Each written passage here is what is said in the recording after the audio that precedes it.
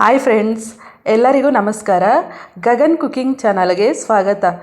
ಹೊಸದಾಗಿ ನಮ್ಮ ಚಾನಲ್ ನೋಡ್ತಾ ಇದ್ದರೆ ಸಬ್ಸ್ಕ್ರೈಬ್ ಮಾಡ್ಕೊಳ್ಳಿ, ಹಾಗೆ ಪಕ್ಕದಲ್ಲಿರೋ ಬೆಲ್ಲೈಕನ್ ಕ್ಲಿಕ್ ಮಾಡಿ. ಬನ್ನಿ, ಇವತ್ತು ಸಿಂಪಲ್ ಆದ ರೆಸಿಪಿ. ಮಕ್ಕಳೆಲ್ಲ ಇಷ್ಟಪಡೋಂಥದ್ದು. ತರಕಾರಿ ತಿನ್ನಲ್ಲ, ಸಾಂಬಾರು ತಿನ್ನಲ್ಲ ಅಂತ ಹೇಳ್ತಾರಲ್ಲ, ಆ ಮಕ್ಕಳಿಗೆ ಈ ಥರ ಪಲ್ಯ ಮಾಡಿಬಿಟ್ಟು ಊಟ ಮಾಡಿಸಿದ್ರೆ ತುಂಬ ಇಷ್ಟಪಟ್ಟು ತಿಂತಾರೆ. ನನ್ನ ಮಗನಿಗೂ ಕೂಡ ಈ ರೀತಿ ಪಲ್ಯ ಮಾಡೇ ತಿನ್ನಿಸೋದು. ಅವನು ಸಾಂಬಾರು ಊಟ ಮಾಡಲ್ಲ, ತರಕಾರಿ ಏನು ಊಟ ಮಾಡಲ್ಲ. ಅದಕ್ಕೆ ಈ ರೀತಿ ಪಲ್ಯ ಮಾಡ್ತೀನಿ. ಪಲ್ಯ ಮಾಡೋದಕ್ಕೆ ಏನೇನು ಬೇಕು ಅಂತ ನೋಡ್ಕೊಳ್ಳೋಣ ಬನ್ನಿ. ನಾನಿಲ್ಲಿ ಅರ್ಧ ಹಸಿಮೆಣಸಿನ್ಕಾಯಿ ತೊಗೊಂಡಿದ್ದೀನಿ. ಒಂದರಲ್ಲಿ ಅರ್ಧ, ಒಂದು ಹಿಡಿಯಾಗಷ್ಟು ಕರಿಬೇವು, ಹಾಗೂ ಒಂದು ದೊಡ್ಡ ಸೈಜ್ದು ಈರುಳ್ಳಿ. ಇಲ್ಲಿ ಮೂಲಂಗಿ ತುರಿದಿರೋದು ಒಂದೇ ಒಂದು ಮೂಲಂಗಿ, ಕ್ಯಾರೆಟ್ ಒಂದು, ಗೆಡ್ಡೆಕೋಸು ಒಂದು, ಇಷ್ಟನ್ನು ತುರಿದು ಇಟ್ಕೊಂಡಿದ್ದೀನಿ.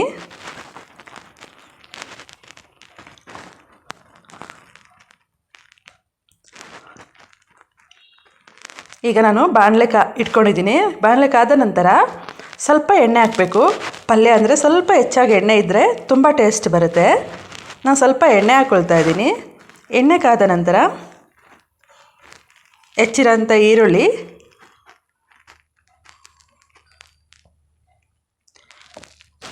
ಈರುಳ್ಳಿ, ಹಸಿಮೆಣಸಿನ್ಕಾಯಿ ಒಂದು ಅರ್ಧ, ಮತ್ತು ಕರಿಬೇವು ಒಂದು ಹಿಡಿ. ಇದು ಮೂರಷ್ಟೇ ಹಾಕೋದು ನಾನು.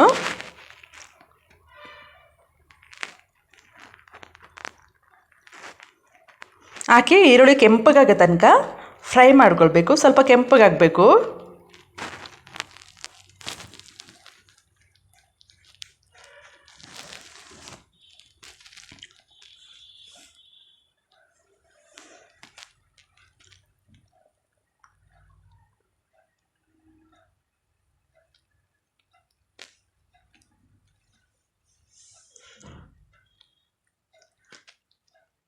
ಈಗ ನೋಡಿ ಫ್ರೆಂಡ್ಸ್, ಈರುಳ್ಳಿ ಸ್ವಲ್ಪ ಕೆಂಪಗಾಗಿದೆ.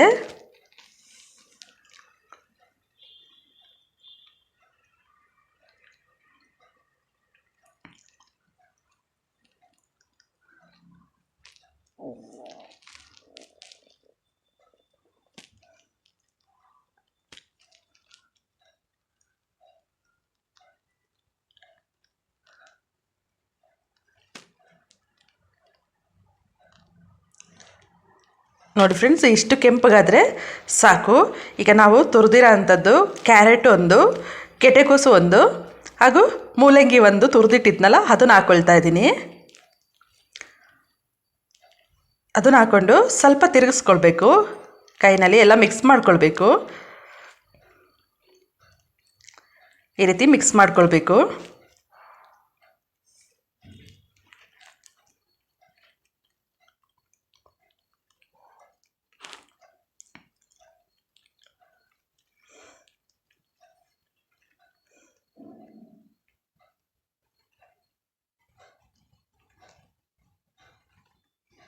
ಈ ರೀತಿ ಮಿಕ್ಸ್ ಮಾಡಿಕೊಂಡು ರುಚಿಗೆ ಎಷ್ಟು ಬೇಕಷ್ಟು ಉಪ್ಪನ್ನು ಹಾಕ್ಕೊಳ್ಬೇಕು.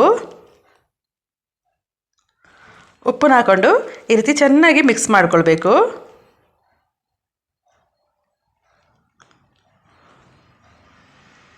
ಈಗ ಚೆನ್ನಾಗಿ ಮಿಕ್ಸ್ ಮಾಡಿದ ಮೇಲಿಂದ ಇದನ್ನು ಮುಚ್ಚಿಡಬೇಕು.